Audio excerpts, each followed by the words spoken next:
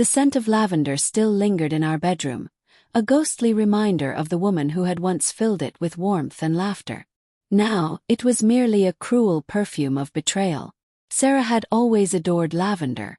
It had been her signature, a fragrance that once wrapped around me like comfort, a reminder of home. But now it carried the stench of deceit, the proof of a lie that had silently corroded our marriage.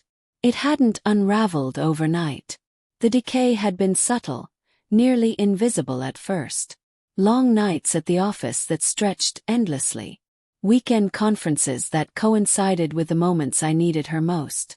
A distant, empty gaze whenever I reached out. I wasn't blind, I noticed. But love can blind even the wisest. And I had loved her recklessly, foolishly, with a devotion so blind it ignored the cracks in the foundation because I wanted to believe in the fairy tale we'd crafted.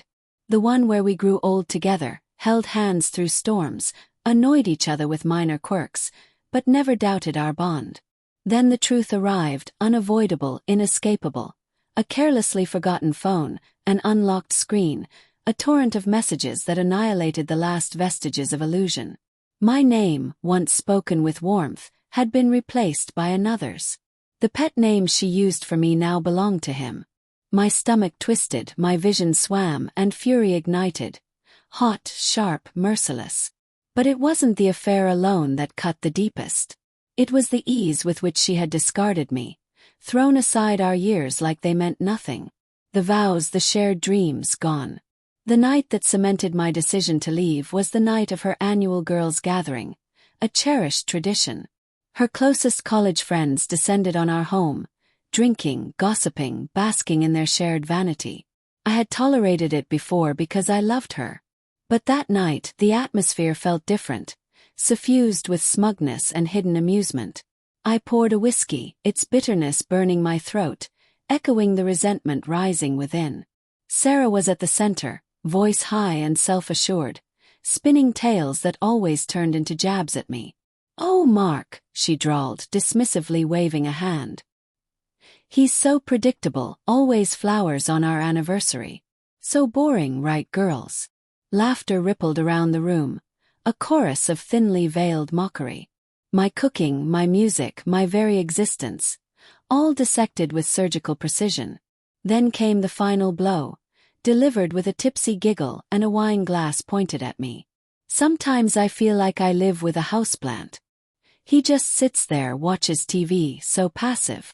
Something inside me snapped, not in rage, not wildly, but with cold, decisive clarity. The dam had broken, but instead of a flood, there was icy, deliberate certainty. I was done. Done being the invisible, dependable husband she could ridicule. Done playing the fool while she paraded contempt for an audience.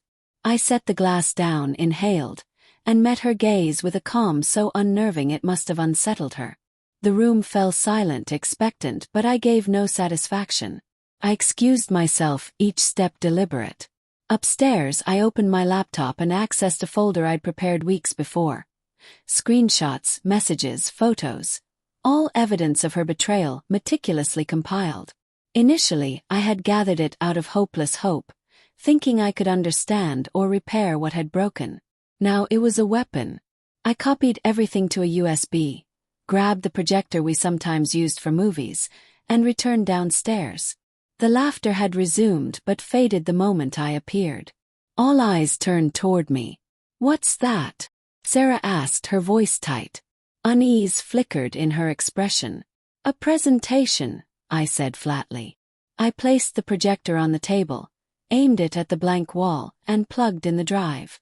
The screen came alive, and silence descended. Thick, suffocating silence.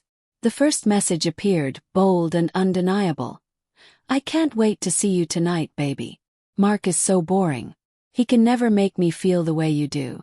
A sharp gasp broke the stillness. One of her friends, Melissa, clamped a hand over her mouth. Message after message, photo after photo, a timeline of infidelity laid bare.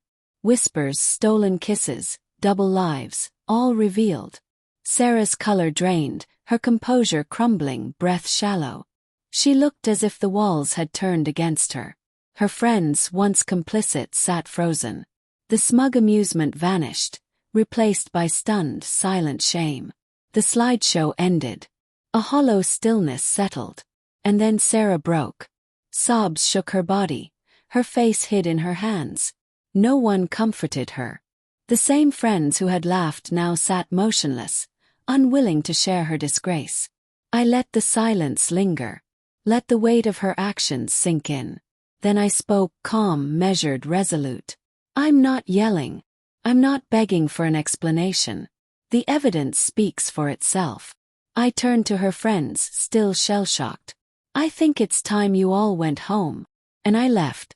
Upstairs, I packed a bag without hesitation, without looking back.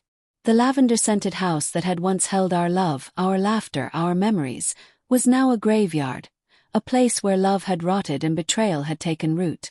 Later, on the balcony of my temporary apartment, the city sprawling beneath me, cool air filling my lungs, I finally felt something close to peace. The road ahead would be long, the divorce, the legal battles, the emotional aftermath. But I would face it unburdened by her lies. She had mocked me, diminished me, reduced me to a joke. Yet in the end, I reclaimed my power, my dignity, my voice. The lavender-scented house was behind me now, fading into the past. It was time to breathe fresh air.